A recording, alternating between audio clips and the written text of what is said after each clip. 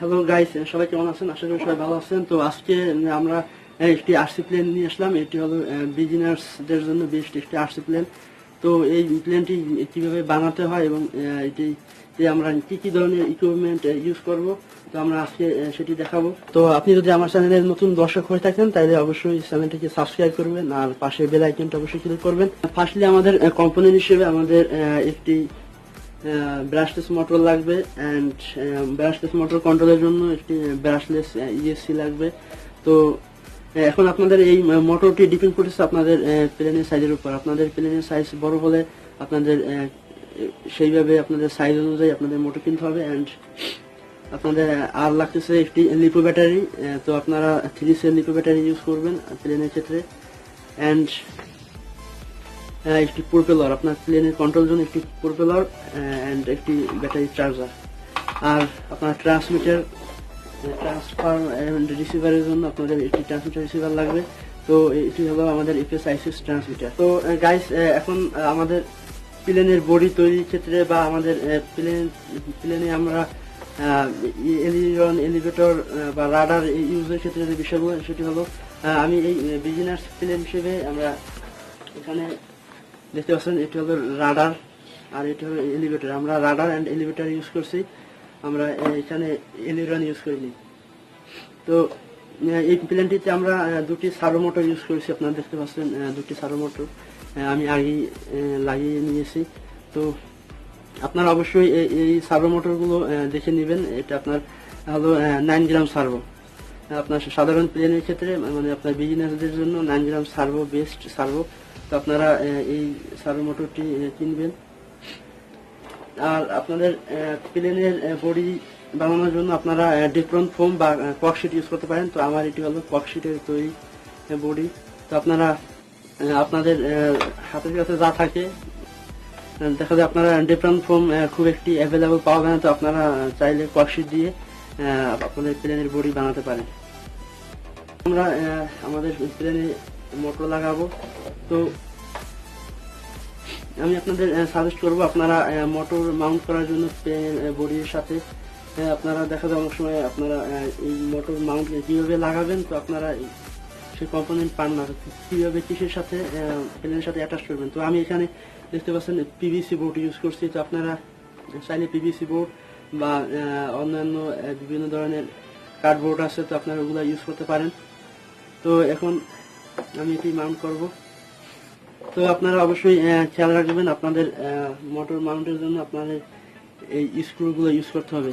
আপনাদের এই স্ক্রুগুলো ইউজ করলে আপনাদের নাট অ্যান্ড স্ক্রু যাকে বলে, তো নাট অ্যান্ড স্ক্রু ইউজ করলে আপনাদের মোটর থ্রাস্টের সময় দেখা যায় অতিরিক্ত ঝাঁকুনি সৃষ্টি হতে পারে। তো ঝাঁকুনি সৃষ্টি হওয়ার সময় দেখা যায় খুলে যায়, সেজন্য আপনাদের নাট অ্যান্ড স্ক্রু দুইটি ইউজ করতে হবে।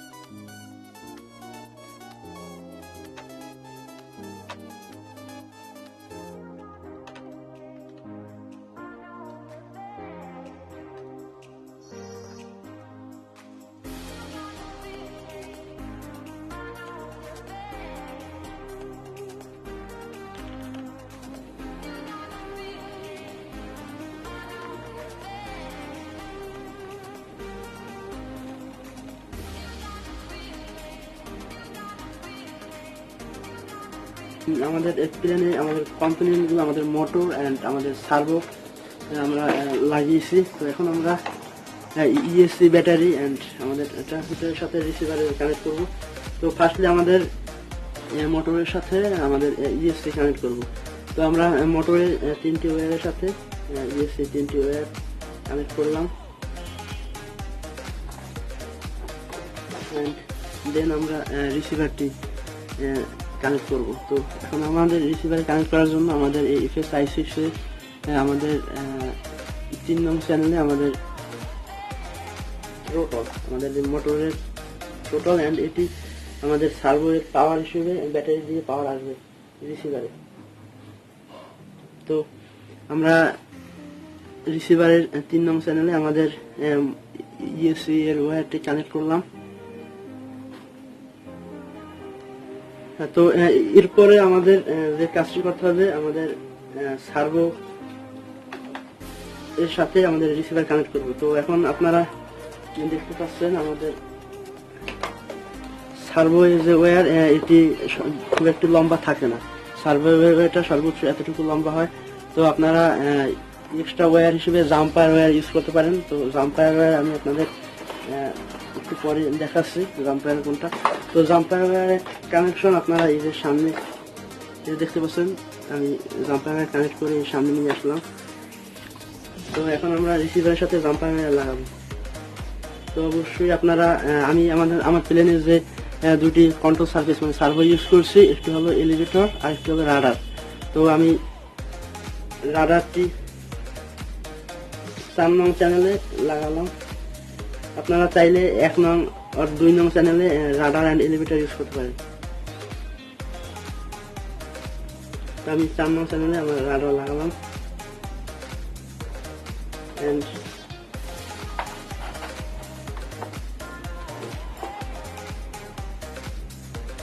2 নং চ্যানেলে আমি এলিভেটর লাগালাম।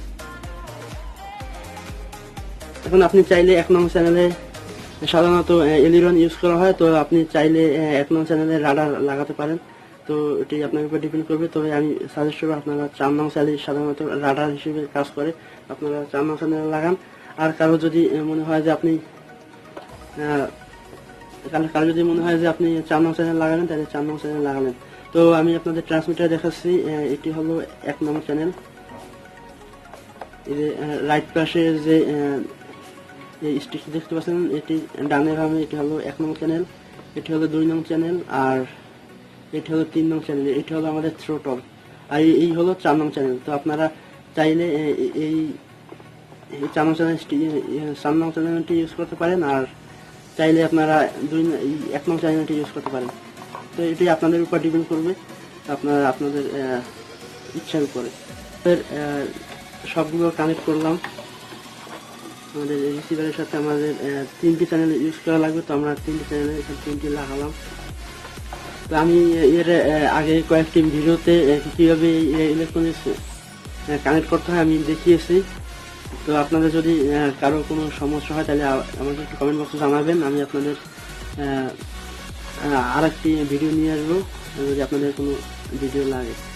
তো কানেক্ট করলাম। তো এখন আমরা আমাদের ব্যাটারি এটি এখানে বসাবো। তো আপনাদের অবশ্যই খেয়াল রাখতে হবে, আমাদের প্লেনের সিজি অনুযায়ী আমাদের ব্যাটারি পজিশন ঠিক করতে হবে।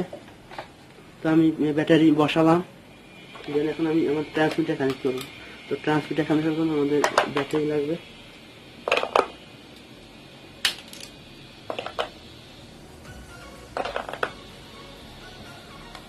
তো আমি এখন আমার ট্রান্সমিটার অন করলাম। তো দেখতে পাচ্ছেন আমার ট্রান্সমিটারে এয়ারপ্লেন মোড দেওয়া আছে। তো আপনারা এইভাবে মোড দিয়ে দেন কাজ করবে। তো ফার্স্টলি আপনাদের ট্রান্সমিটার ওপেন করার পর আপনাদের ব্যাটারির সাথে ইউএসবি কানেক্ট করতে হবে। তো আমি এখন ব্যাটারির সাথে ইউএসবি কানেক্ট করব।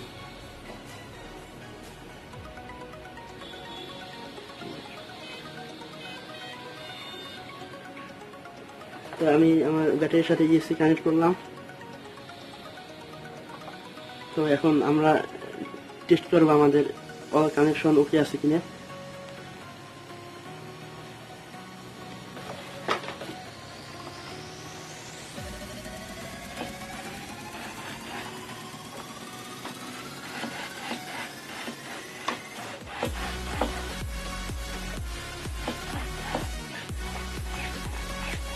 আপনারা দেখতে পাচ্ছেন এটি হলো আমাদের এলিভেটর আর এটি হলো রাডার। তো আমরা 4 নং চ্যানেলে আমাদের রাডারটি কানেক্ট করছি। আপনারা চাইলে 1 নং চ্যানেলে কানেক্ট করতে পারেন, আর আমি এলিভেটরটি 2 নং চ্যানেলে কানেক্ট করছি। এখন আমরা আমাদের থ্রোটল চেক করব, আমাদের থ্রোটল কি অবস্থায় আছে।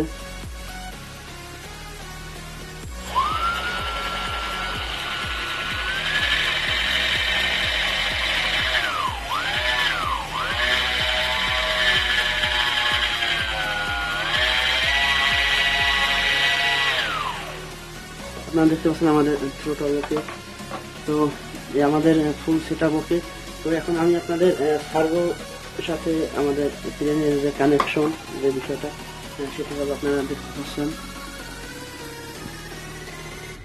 আপনারা দেখতে পাচ্ছেন আমাদের এখানে আমরা একটি পুশ রড ইউজ করছি সার্ভোর সাথে আমাদের প্লেনের কন্ট্রোল হর্ন যে কানেক্ট হয়েছে এটা হলো পুশ রড দিয়ে কানেক্ট হয়েছে এবং এটি আমাদের প্লেনটিকে সুন্দরভাবে কন্ট্রোলের জন্য কাজ করে। তো আপনারা অবশ্যই স্ট্রং পুশ রড লাগাবেন। স্ট্রং পুশ রড লাগালে আপনাদের কন্ট্রোল অনেক সুন্দর হবে। আপনারা অবশ্যই স্ট্রং পুশ রড লাগাবেন। আর কন্ট্রোলার হিসেবে আপনারা প্লাস্টিক পাতলা প্লাস্টিক ইউজ করতে পারেন। আর যদি চান আপনারা কন্ট্রোল হর্ন কিনবেন তাহলে অবশ্যই আরসি প্রোডাক্টের যে সবগুলো আছে ওইখানে কন্ট্রোল হর্নগুলো পাওয়া যায়, আপনারা ওইখান দিয়ে নিতে পারেন। আর আপনাদের প্লেনের টোটাল সেটআপ ওকে। তো এখন আমরা প্রোপেলার লাগাবো এবং টেস্ট করবো যে কি পরিমাণ থ্রোটল আমরা পাচ্ছি। তো প্রোপেলার লাগানোর ক্ষেত্রে আপনাদের একটি প্রোপেলারের সাথে একটি নাট থাকবে, যেটি আপনারা প্লেনের সাথে প্লেনের যে মোটর থাকবে তার সাথে লাগাবেন। এবং এটি আপনাদের এই যে দেখতে পাচ্ছেন যে স্টিলের, এটি আপনার ব্রাশলেস মোটরের সাথে থাকে। তো এটি আপনাদের আলাদা কিনতে হয় না। তো আমি লাগালাম মোটরের সাথে। এবং অবশ্যই আপনাদের একটা বিষয় খেয়াল রাখতে হবে, আপনারা এই প্রোপেলারটি খুব টাইট করে লাগিয়ে নেবেন, আপনাদের না হলে বিপদ হওয়ার সম্ভাবনা থাকে। কারণ প্রোপেলারে এত পরিমাণ থ্রোটল হয়, দেখা যায় অনেক সময় ছুটে দিতে পারে। ওকে, আপনাদের প্রোপেলার লাগানোর সময় আপনারা দেখতে পাচ্ছেন এই যে এখানে একটি ফাঁকা আছে। তো এখান দিয়ে আপনারা যে কোনো স্ক্রু ড্রাইভার, ত্রিকোণ স্ক্রু ড্রাইভার বা আপনারা গুনা ইউজ করতে পারেন, লোহার যে গুনা সেগুলো ঢুকিয়ে দেন এটিকে খুব শক্তভাবে আটকিয়ে নেবেন। তো এখন আমরা আমাদের থ্রোটল সেট করবো আমাদের প্লেনে। দেখতে পাচ্ছেন আমাদের মোটরটি উল্টো ভাবে ঘুরতেছে, কারণ আমাদের এদিকে আমাদের ইএসসির সাথে আমাদের কানেকশনটি ঘুরিয়ে নিতে হবে। আপনারা অবশ্যই এই বিষয়টি খেয়াল রাখবেন। আপনাদের যদি দেখতে পারেন যে আপনাদের মোটর উল্টো দিয়ে ঘুরতেছে, আপনার প্রোপেলার দেখা যায় আপনারা ক্লোকওয়াইজ লাগিয়েছেন, বাট দেখা যায় মোটর এন্টি ক্লোকওয়াইজ ঘুরতেছে, তখন আপনাদের মোটরের সাথে ইএসসির যে কানেকশন ওইখান দিয়ে দুটি ওয়্যার খুলে দেন লাগিয়ে দিবেন, মানে ঘুরিয়ে লাগিয়ে দিবেন, তাইলে আপনাদের মোটর আবার ঠিক হতে ঘুরবে। তো আমরা এখন আমাদের থ্রোটল সেট করব। আপনারা দেখা যায় অনেক সময় আপনাদের মোটর এন্টি ক্লোকওয়াইজ ঘুরতে পারে, তখন আপনারা দেখা যায় প্রোপেলার লাগিয়েছেন ক্লোকওয়াইজ, তখন আপনাদের মোটরের সাথে ইএসসির যে কানেকশন আছে ওইটি ঘুরিয়ে নেবেন, তাইলে আপনাদের মোটর ঠিক মতো থ্রোটল সেট করবো।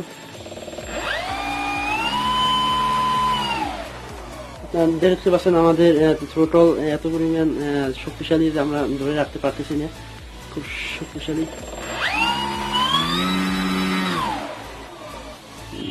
দেখতে পাচ্ছেন আমাদের ফুল সেটআপ ওকে। তো এখন আমরা আবার একটু আমাদের ফুল সেটআপটি আবার দেখাবো। ফার্স্টলি আপনাদের একটি ব্রাশলেস মোটর লাগবে। আমরা এই আশি প্লেনটির জন্য আমাদের ফুল সেটআপটি আমরা আবার একটু রিভিউ দিব, আপনারা অবশ্যই একটু খেয়াল করবেন। তো আমাদের ফার্স্ট যে আমাদের কম্পোনেন্ট হিসেবে আমাদের প্লেনের কন্ট্রোল সার্ফেস হিসেবে আমাদের যেগুলো লাগতেছে, ফার্স্ট হলো আমাদের একটি ব্রাশলেস মোটর, এবং এই ব্রাশলেস মোটরটি আপনাদের ডিপেন্ড করতেছে আপনাদের প্লেনের সাইজের উপরে। অ্যান্ড আপনার ব্রাশলেস মোটরের যে সাইজের ইউজ করবেন সেই অনুযায়ী আপনাদের প্রোপেলারের সাইজ আপনাদের ডিপেন্ড করতেছে, আপনাদের প্রোপেলারের সাইজ। অ্যান্ড আপনারা কমন একটি ইএসসি হিসেবে আপনারা যে কোনো মোটরে মোটামুটি ইউজ করার জন্য আপনাদের 30 এমপিআর ইএসসি আছে, আপনারা এই 30 এমপিআর ইএসসি নিতে পারেন। এবং আমি আপনাদের সাজেস্ট করবো আপনারা 3 সেল ব্যাটারি নেবেন এবং 1800 থেকে 2200 মিলি এমপিআরের ব্যাটারি নেবেন। 1800 থেকে 2200 মিলি এমপিআর ব্যাটারি মোটামুটি আপনারা সকল ধরনের প্লেনে, বিশেষ করে ছোটো প্লেনের ক্ষেত্রে একটু ভিন্ন, বাট মোটামুটি মিডিয়াম সাইজ বা বড় প্লেনের সাথে জন্য আপনাদের 1800 থেকে 2200 মিলি এম্পিয়ার ব্যাটারি ইউজ করবেন। তো আমাদের এটা দেখতে পাচ্ছেন, এটি হলো 1800 মিলি এম্পিয়ার ব্যাটারি অ্যান্ড আপনারা 9 গ্রাম সার্ভো ইউজ করবেন। যে আপনারা দেখতে পাচ্ছেন আমরা রাডার, এলিভেটর অ্যান্ড এলিভেটর কন্ট্রোলের জন্য আমরা 9 গ্রাম সার্ভো ইউজ করছি এবং এটি হলো প্লাস্টিক সার্ভো। আপনারা চাইলে মেটাল সার্ভো ইউজ করতে পারেন। তো আমি আপনাদের যদি আপনারা বিগিনার্স হন তাহলে আপনারা এই 9 গ্রাম প্লাস্টিক সার্ভো নেবেন, দাম খুব কম, তো আপনারা এটি নিতে পারেন।